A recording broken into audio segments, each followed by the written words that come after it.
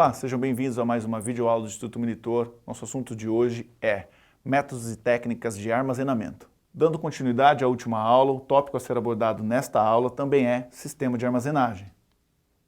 Ao término desta aula, você deverá ser capaz de reconhecer a importância dos sistemas utilizados na estocagem, distinguir as diferentes estruturas para cada produto e processo em um sistema de estocagem, esse é o principal mote da aula de hoje, e avaliar a necessidade de acessórios para cada atividade dentro do sistema de estocagem.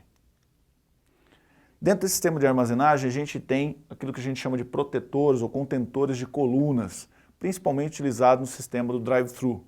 Por quê? Porque as empilhadeiras estão passando por essas ruas e possíveis choques são absolutamente recorrentes. E nesse sentido, há necessidade de que se defenda essa estrutura de maneira um pouco mais adequada para fazer com que nenhum choque possa abalar a estrutura dessa estante ou desse processo de armazenagem que é feito dentro das empresas. Portanto, esses contentores, esses protetores de colunas são de fundamental importância para essa proteção. Depois nós temos o sistema de armazenagem, guias para as empilhadeiras. Esses guias são utilizados para um primeiro momento de estocagem, sobretudo quando a gente vai trabalhar com aquele sistema auto-verticalizado, fazendo com que exista um pedestalzinho pequeno para que a empilhadeira possa fazer o deslocamento desse material e tenha condições de levantar um pallet ou abaixar esse pallet em cima dessa prateleira específica para começar o processo de armazenamento. Existe também dentro do sistema de armazenagem o porta-pallet dinâmico. Esse porta-pallet dinâmico, com a foto vocês podem verificar, ele tem um sistema de rolagem e ele é utilizado bastante dentro do processo do drive-thru. Significa que eu posso fazer o deslocamento dessas cargas dentro da própria prateleira sem necessidade da intervenção humana ou da intensidade ou utilização de uma empilhadeira para poder fazer esse processo. Normalmente ele é um pouquinho inclinado, vai fazendo com que esses pallets ou essa mercadoria seja deslocada por conta dessa questão desses rolamentos que existem na própria prateleira de armazenamento.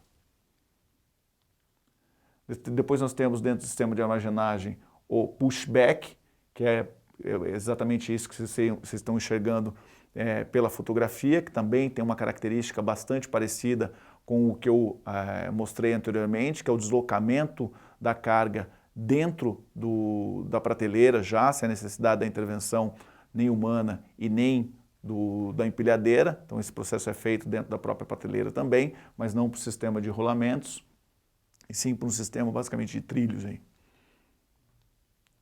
Depois nós temos o sistema de armazenagem que é o porta-pallet triangular. Esse porta-pallet de maneira triangular, conforme a fotografia que vocês estão vendo, ele tem esse determinado formato. Entretanto, a maior facilidade que a gente tem desse sistema triangular, que é uma novidade de mercado, que não é muito utilizado, é conforme o carregamento, o descarregamento dele, há uma possibilidade de dinamizar ele dentro do processo de estocagem. Ou seja, eu também posso desmontar essa prateleira e montar conforme for necessário a utilização. Portanto, tornando o espaço um pouco mais dinâmico nesse processo. Ele não é muito utilizado no mercado, mas também é uma possibilidade de armazenamento que as empresas também se utilizam.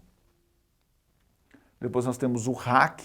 O rack também tem essa condição de poder, de maneira mais segura, armazenar pequenas peças, ou seja, não tem a necessidade de ter uma caixa para armazenagem maior, então as pequenas peças ficam acondicionadas aí no rack e facilita então o processo de manuseio com maior segurança. Outro processo de armazenagem é o cantilever. O cantilever é utilizado para que as empilhadeiras possam armazenar produtos que têm um comprimento muito grande e que naturalmente no processo de armazenagem comum não seria possível ser feito.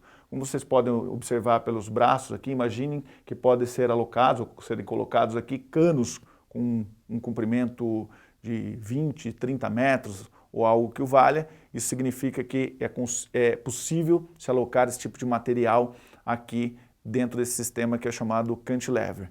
E nós temos um outro sistema, que é o sistema de colmeia, que o que diferencia ele do sistema original, que é o do cantilever, é que normalmente é para produtos também compridos, mas para serem feitos ou armazenados de maneira manual, sem a necessidade de armazenagem ser feita por meio de empilhadeiras. Então, o que difere um do outro é isso, colocar materiais que tenham um comprimento fora do convencional, maior que a maioria dos produtos que são armazenados.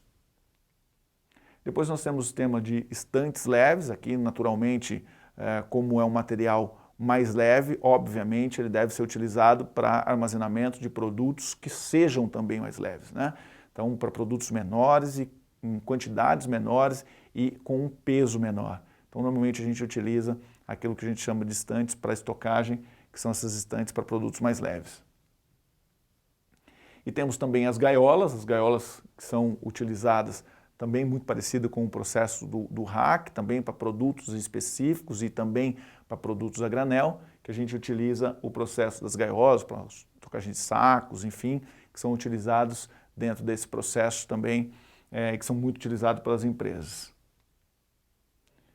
Nós temos também o processo de mezanino. O mezanino ele é muito utilizado para otimização de espaço. Quando eu tenho um pé direito alto, eu posso utilizar o sistema de mezanino para armazenagem e estocagem de materiais, otimizando o espaço que eu tenho. Na atualidade, claro, quanto mais eu consigo otimizar o espaço, eu consigo maximizar todo o meu processo.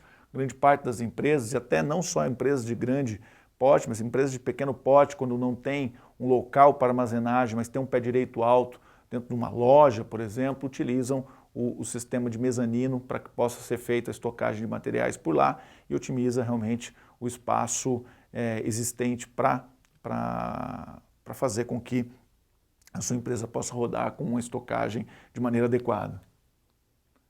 Nós temos também outro sistema de armazenagem, é o Flow Rack, que utiliza na realidade caixas plásticas para condicionamento de material que posteriormente será utilizado dentro de uma embalagem específica. Então, para que esses objetos soltos, ou esses produtos de maneira solta dentro dessa caixa, que vai ter uma posterior embalagem que vai ser feita dentro desses produtos, né?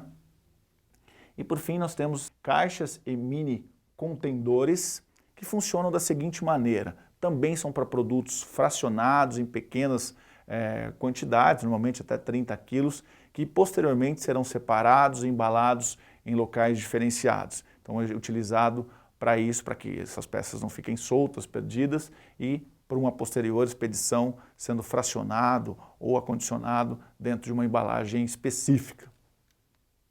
Por fim, eu deixei aqui um vídeo e uma leitura que pode ser interessante para vocês conhecerem um pouquinho melhor sobre isso. Curiosidades sobre o processo de armazenagem, tem um videozinho no YouTube aqui para vocês assistirem, e uma dica de conhecer um pouco mais sobre os tipos de armazenagem, que aí vai aumentar um pouquinho o conhecimento de vocês sobre as últimas aulas que nós tivemos sobre o processo de armazenagem. Chegamos ao final de mais uma videoaula do Instituto Monitor sobre métodos e técnicas de armazenagem. Espero que vocês tenham gostado, frequente nossas redes sociais e até a próxima.